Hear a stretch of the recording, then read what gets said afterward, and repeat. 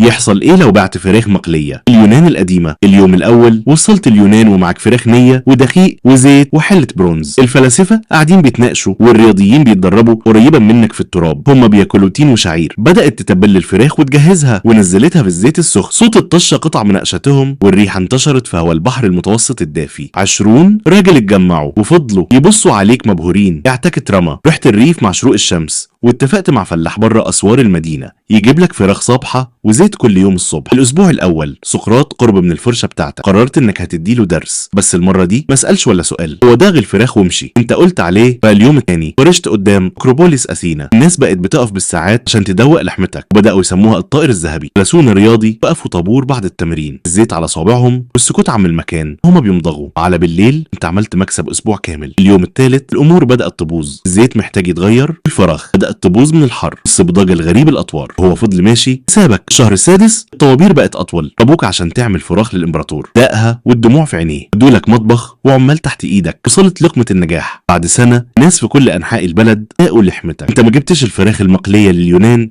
انت جبت لهم الرغبه.